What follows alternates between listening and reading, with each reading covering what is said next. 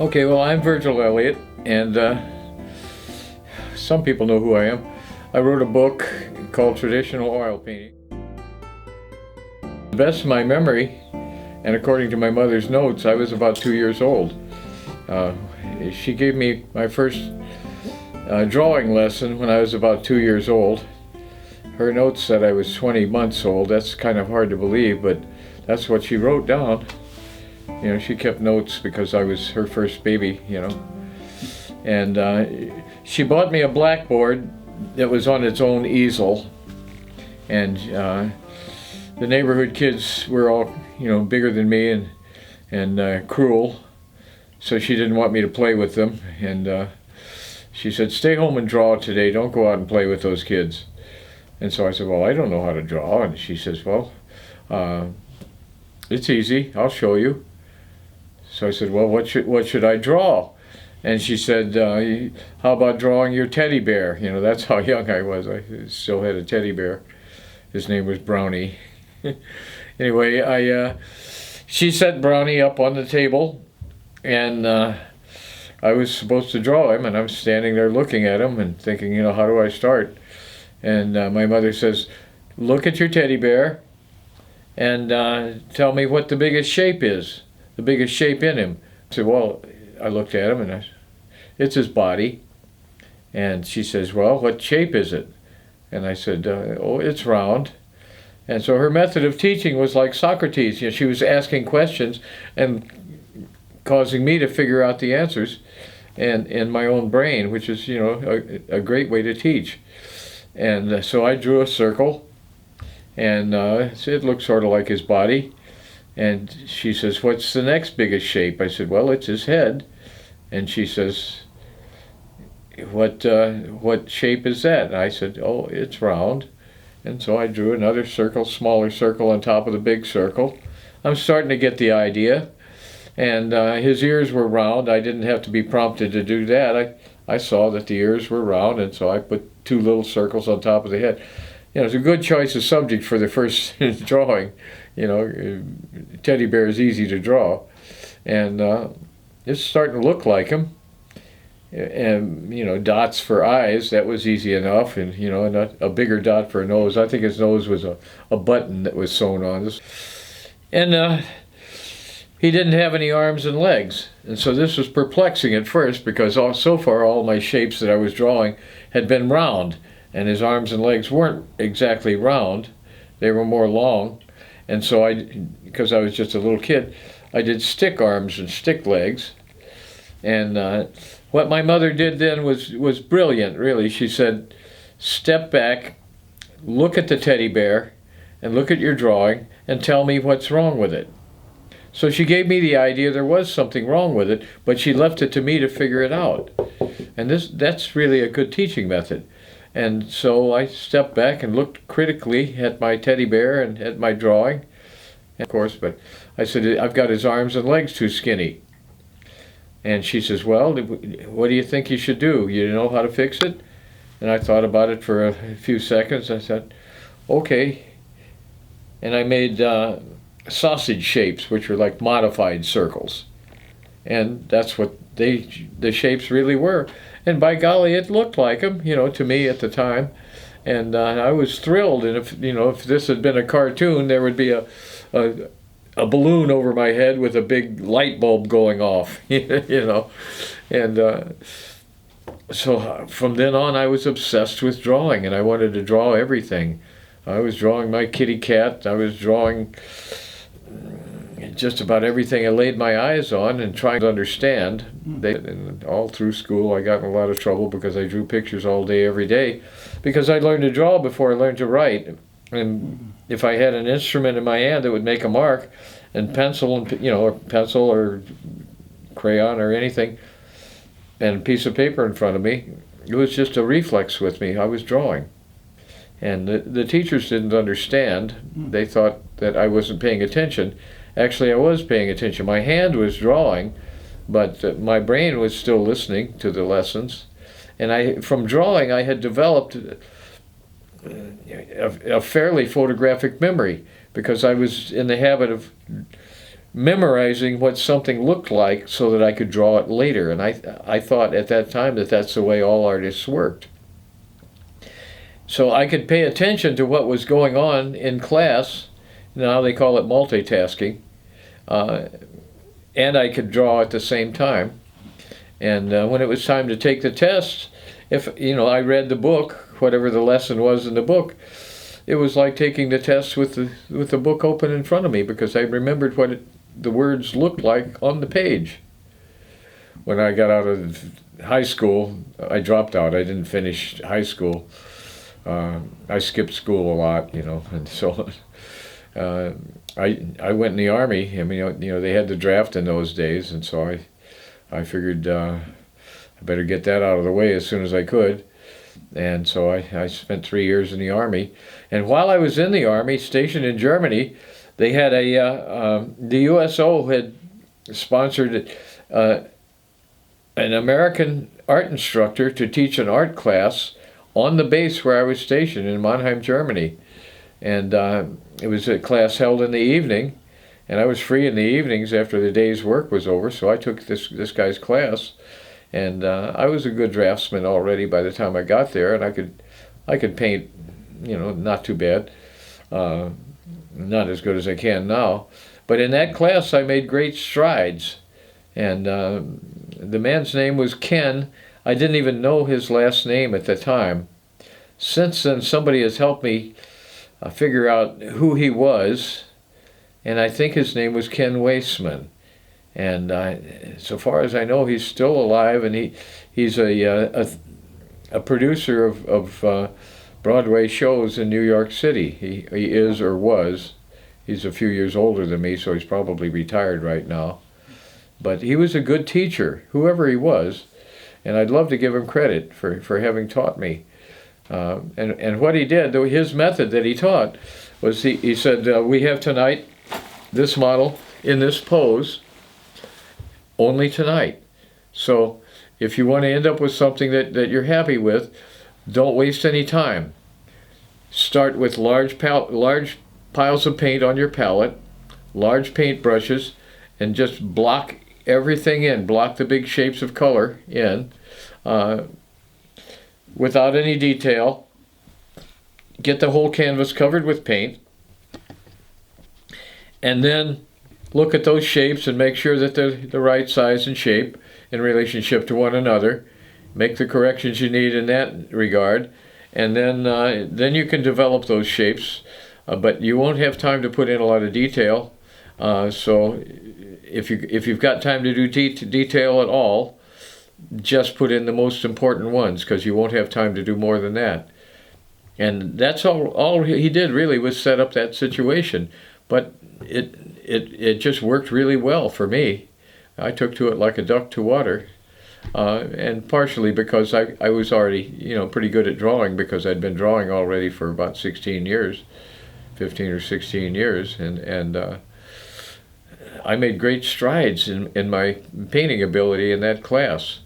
And the reason it worked is that we were working wet into wet. We were I was using hog bristle brushes, which give naturally soft edges, which make the picture automatically correspond to the principle of selective focus, which I wrote about in my book. And that was one of the things that made the best of the old masters' paintings so convincingly realistic, is that things were in varying degrees of sharpness of focus depending on how important they were. And this is a concept that artists need to all understand, this concept. And I had already learned the fundamentals of perspective and anatomy and so on from drawing. There's no such thing as too much practice drawing. The more a person draws, the better an artist he or she can become.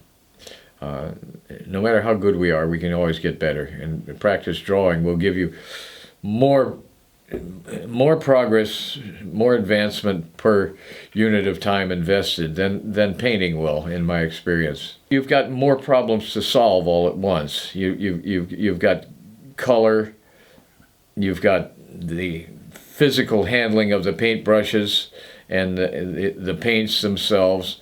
Whereas with drawing, you've got a simple tool that you hold in your hand, and every time you touch it to your canvas or your paper or whatever, it makes a mark. And it makes, it's fairly consistent. And so whereas if you're painting, you've got to reload the brush every few strokes, and you've got to figure out how many strokes it's good for before you reload it, et cetera, et cetera. So it's just, there are fewer problems to solve. And once you get good at drawing, an exercise that I prescribe for my students, once they're good at line drawing on paper, which is an important lesson, and they need to do that enough to get good at that, then you're developing one kind of discipline, but there are other disciplines that need to be developed as well. And so the next exercise beyond that is what I call mass drawing. And that's where they're drawing with charcoal, soft charcoal, and white chalk on toned paper, or light gray paper, starting with the charcoal for the dark shapes and finishing with the white chalk for the lighter shapes. And that's a way we can draw really fast with that method, and that develops some of the mental faculties that are important for painting. And when a person gets good at that, then the next exercise, the next level up, is to do the same thing in oil paints on a light gray toned panel or canvas, using no color, just black, white, and the colors made from black and white. And so they're working on something that they're familiar with one new element to become familiar with, and that is the handling of the paints, the brushes, and so on. And then from there we add 2 more colors. We'll add an earth yellow and an earth red, like say yellow ochre and red ochre, or terra rosa, one of those. And actually one can make a surprising amount of color, a surprising range of color from just those 4. Well, I did a number of things after I got out of the Army. I mean, I worked a bunch of crummy jobs that didn't pay very well. But I would occasionally, I made some small sculptures and things like that I would sell for small amounts of money, and I sold some of my charcoal drawings. And I worked for a while. I worked as an iron worker. I helped build the Clayton Bank building in St. Louis, and some other buildings I don't remember. And I helped build, when I was out in San Francisco, I worked as an iron worker in the San Francisco Bay Area for a short while, summer of 1967 to be specific. I helped build the library building at Cal State Hayward, and I'd ridden out there on my motorcycle. In 1976, I moved to Northern California. Well, back up. When I was 15, I made some money doing silly stuff on sweatshirts. I was basically copying Stanley Mouse's style. He was doing monster shirts, hot rods with a monster shifting gears and flames coming out the back, and that stuff. And I did that. I would set up at a hobby shop or somewhere, and you charge somebody $15 to do this on a sweatshirt. I had magic markers and an airbrush. I was just a kid, 15 years old. Years later, I met Stanley Mouse, and I told him about that, and he got a big laugh out of it. We're friends now. He lives not too far from where I live. And but when I first started being able to earn some money as an artist, when I got to Sonoma County, California, I was doing various commercial art projects, small things, freelance. I didn't have a job. Working jobs, regular jobs, didn't ever suit my personality very well. My temperament was just too independent. But I knew how to do a lot of things, and people realized that, and they started paying me to do it. For a while I painted naked women on motorcycle gas tanks.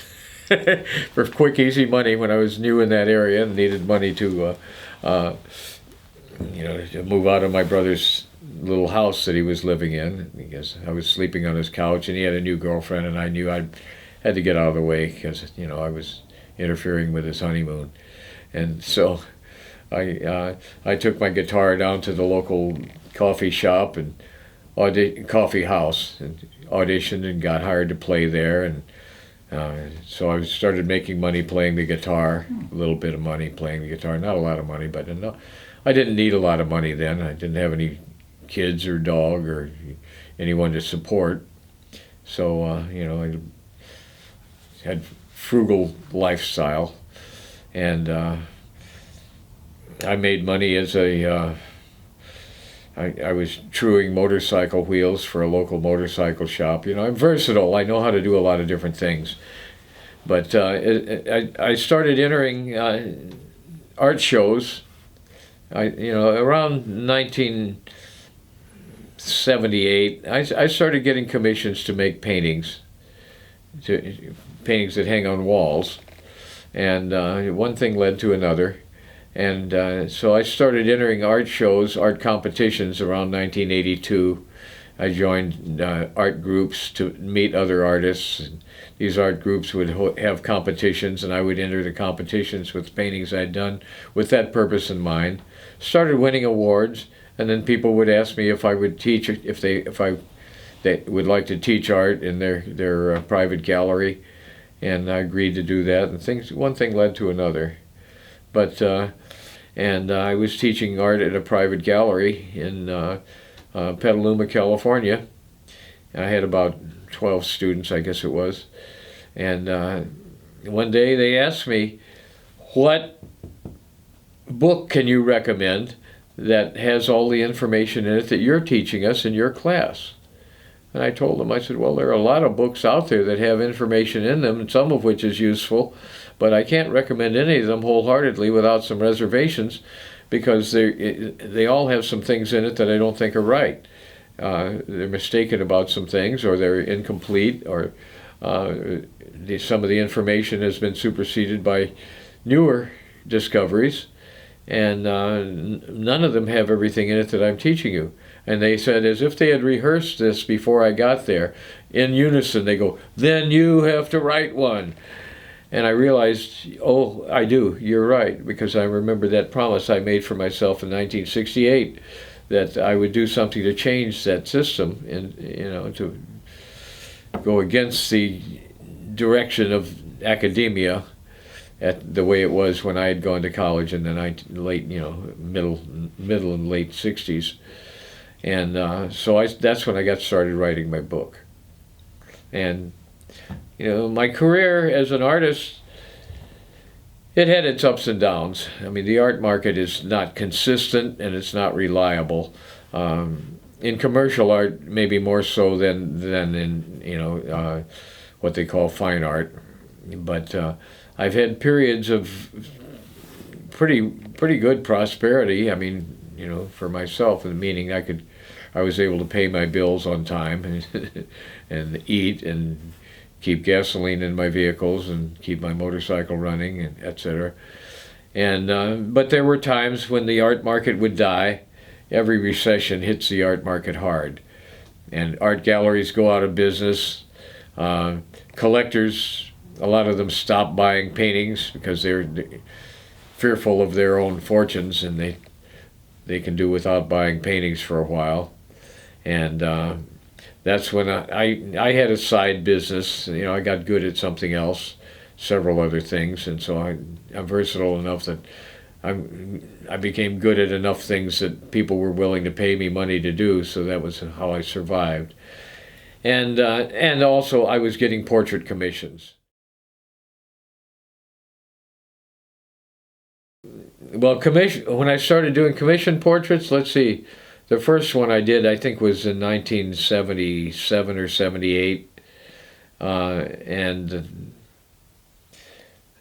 but around 1984 or 85, I guess, is when I started doing commission portraits. Now, on my 43rd birthday, I went up to the Northern California Renaissance Fair looking for interesting subjects to draw and paint.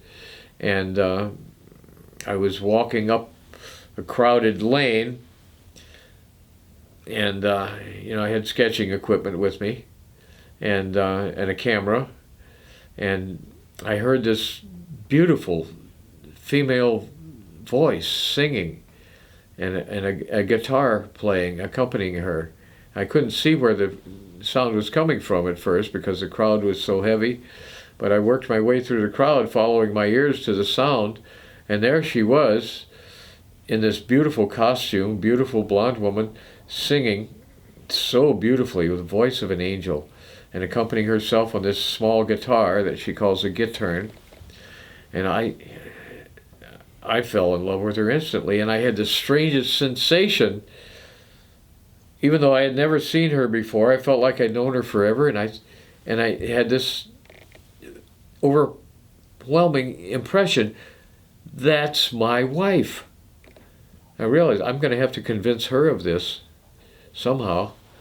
So I shot some photographs of her, and I drew her picture, and when the picture looked pretty good and she took a break, I showed it to her, and I said, I'm a professional artist. I showed her some samples of my work that I had, small prints of it.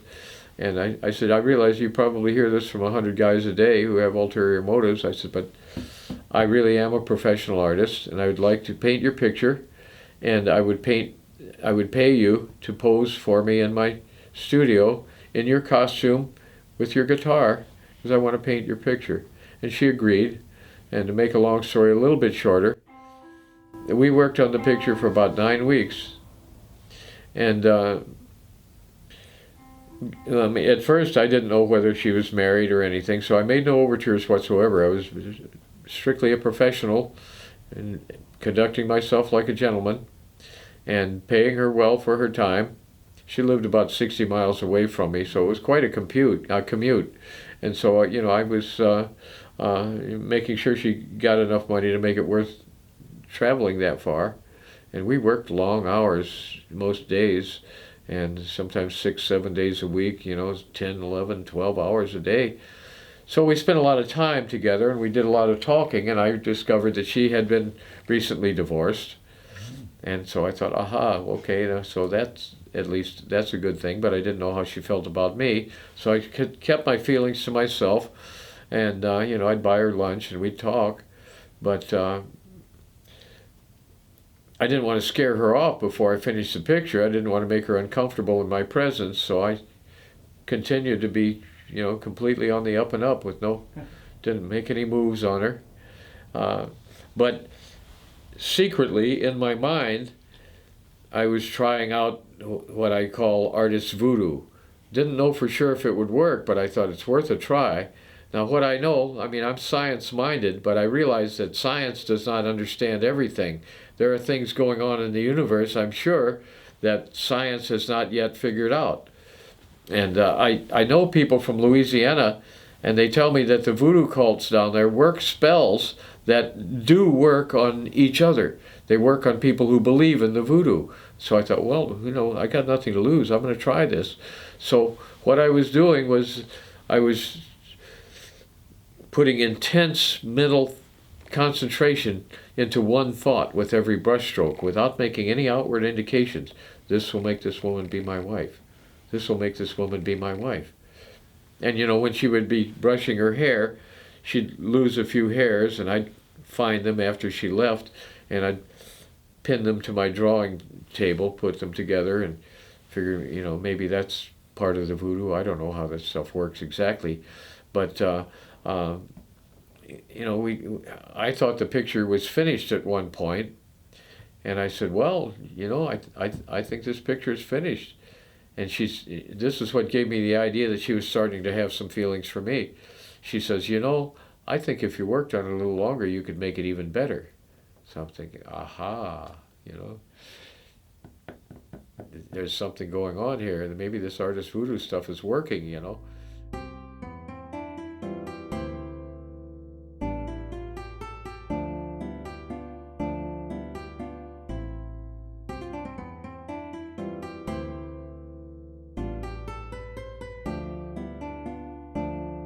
One night she was on her way home. We worked on the painting until about midnight. This was a Friday or Saturday night, I forget which.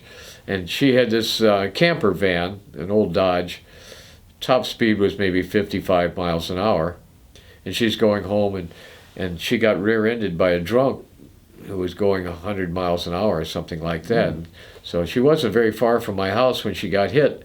And so she called me, she got to a phone booth and called me on the phone and told me what happened and said her van was just disabled. So I had a big, long digging bar that I brought with me. I figured I was going to have to pry her fender away from her wheel probably to be able to make her vehicle drivable.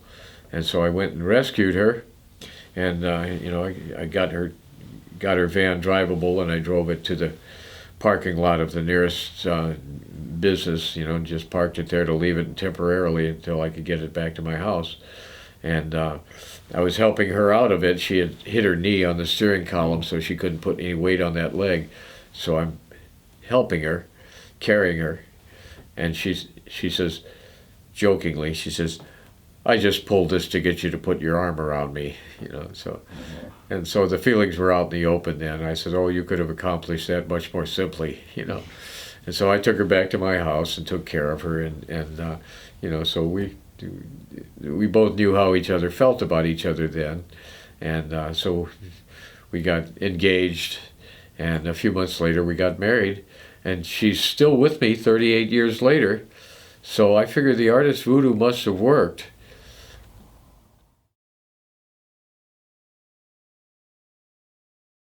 Yeah, when I could afford to travel, when I was in the ASTM subcommittee, and we still had meetings, physical meetings. Now our meetings are all done virtually, but for a long time our meetings were physical meetings that took place twice a year, and in various cities around the United States. And every city that I went to for those meetings, I made sure to go through the art museums there. So that's most of the cities in the United States, or in the lower 48 anyway. And I've made several trips to Europe with the express purpose of spending more time in the museums studying the paintings of the old masters. And in 2018, I went over there, and I had entered a competition that was associated with an art event called the Representational Art Conference. All of the representational art conferences, I've been on the program as a speaker and or demonstrator, and so I was on the program for that one, and that was held in Leeuwarden in the Netherlands, and I gave a lecture on Vermeer at that one. In attendance at my lecture on Vermeer at Leeuwarden in the Netherlands was Ernst van de Wettering, and I'm not sure I'm pronouncing his name exactly correctly because Dutch pronunciation is difficult for me. But he was in the audience, and he came up and talked to me afterwards, introduced himself. He was the world's foremost expert on Rembrandt. He had been the head of the Rembrandt research project from sometime in the 1960s onward until he had retired.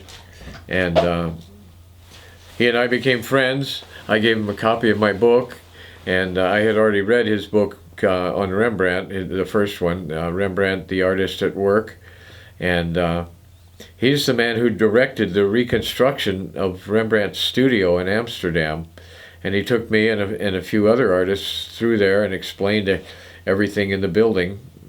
And he took us through the Rijksmuseum in Amsterdam and explained things about Rembrandt, some of which I already knew because I had read his book, and some of which I had not known.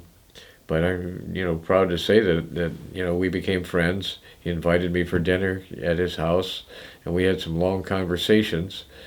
Unfortunately, he died a couple years ago, and but he read my book and agreed with what I said about Rembrandt in the book, and expressed his appreciation of my book. He gave me the rest of the books that he had written, big heavy books. So my luggage was very heavy coming back from Holland.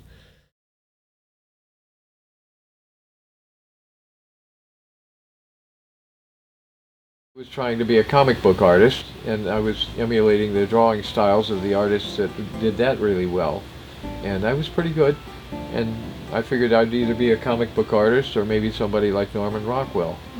But when I saw that Rembrandt painting, it moved me so profoundly. It was like, I mean, the other paintings in the exhibit were pretty impressive, some of them anyway. You know, Van Dyck gave me quite an impression, but when I saw that Rembrandt portrait, it was like that frame was a window with a three-dimensional scene beyond it, with a living man standing there, looking at me as if he were alive. I got the impression that he had just moved and was about to move again, and that he was looking directly at me and acknowledging my presence, and he was about to speak to me. And yet I knew in my brain, this is a painting that is almost 300 years old, something like that. And it's a painting that has been, it was painted by a man who's been dead for almost 300 years. This was like 1957, I think it was 56 or 57, 56 maybe. And the man in the painting, I knew he had to be dead by now and probably had been dead for almost 300 years. But the impression was, he's here now, alive. And the hair on my arms stood up and the hair on the back of my neck stood up. And I'm thinking, this is as close to immortality as we can possibly aspire. To be able to move someone that profoundly with something we have created after we've been dead for 300 years, that's like as close as we can come to creating magic. And I thought, now that is something to aspire to.